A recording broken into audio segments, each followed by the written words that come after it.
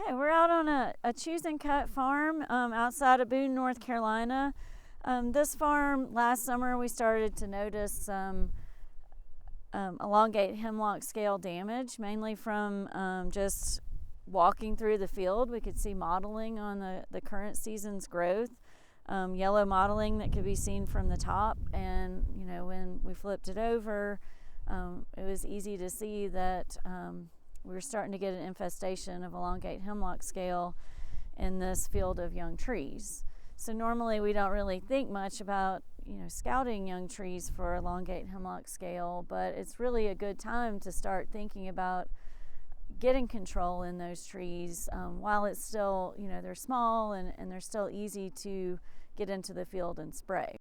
So back behind me, you'll notice in this field there are a number of very large old trees that are a potential source of scale moving downwind and moving by the birds to these younger trees.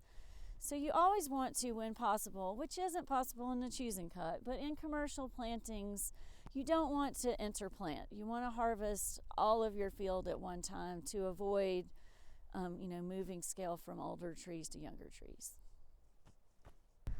Okay, so these trees were treated at the end of last summer going into fall, I believe in September, and they were treated with dimethylate and a sauna. So,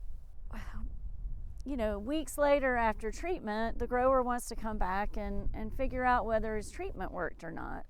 So the easy thing to want to do is to look at whether the male is present. The male leaves behind, in order to protect himself, a white fluffy covering. So it's easy to kill the males with just about any kind of pesticide that you use. So when the grower comes back, it's easy to want to just look for that, whether the white from the male is still present or not. And so it's naturally that's going to be going away, and it's going to look like that you got good control, but it's not necessarily the case, because the female may now be full of eggs and she may persist in that state all the way through the next winter. Okay, so one thing I can do this time of year, it's late March, this is the growth that we looked at last year and noticed the damage on. So you can see the yellow mottling even from the top.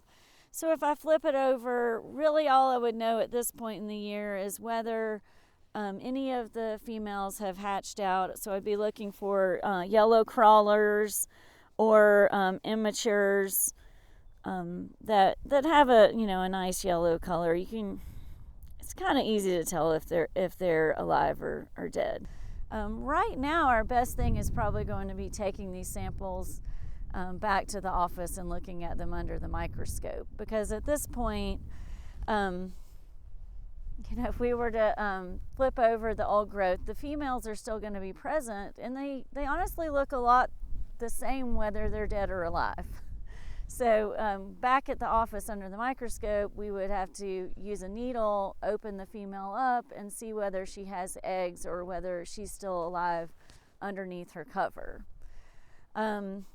Another thing that could be done if we were to come back after bud break, and once it warms back up, coming into maybe early June, would be looking at whether the crawlers have hatched from under the female and whether they're moving out towards the new growth.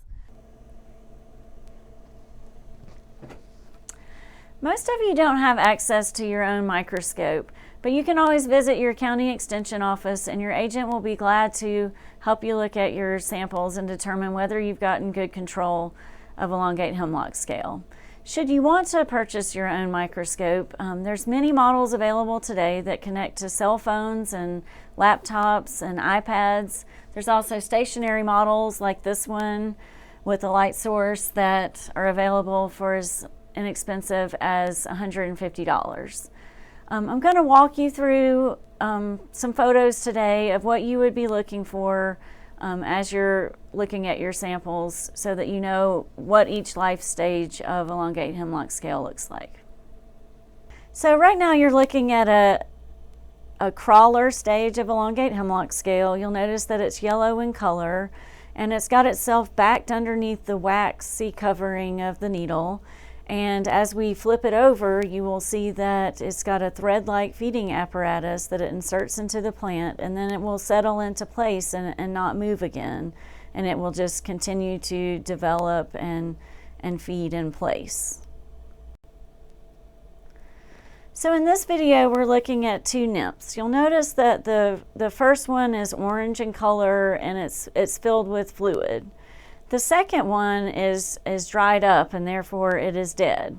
If the majority of what you're looking at looks like the second nymph, then your pesticide has worked well and you've gotten good control.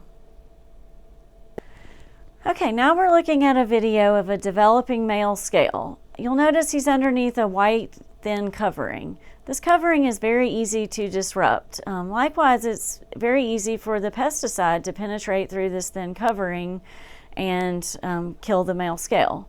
Also, you'll notice that he's got eyes that are developing.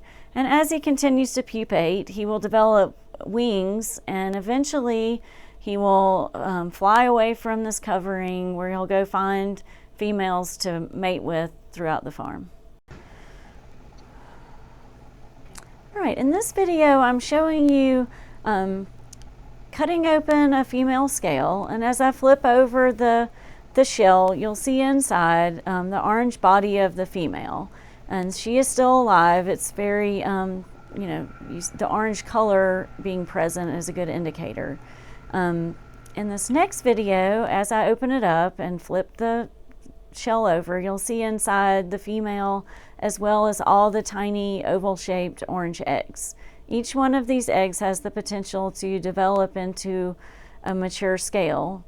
And then in this last video, as we flip it over, you'll see there's nothing underneath. The shell is very flaky and there's nothing present. So this is an indicator that the scale is dead, and so we've gotten good control with this pesticide.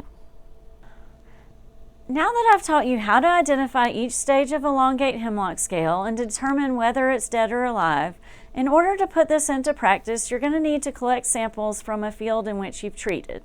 In order to determine a level of success in your treatment, you're going to get a tally of the total number of alive elongate hemlock scale and the total number that have died. You'll turn this into a percentage, and if you get above 90%, you're going to consider that a good treatment. We all know this pest is hard to control, and so it may require that you do future treatments before the end of your rotation. This all will depend on what the end market for your trees is, knowing what level of control that you're trying to achieve. You could also ask your extension agent for help with that, and you can find more information on our website.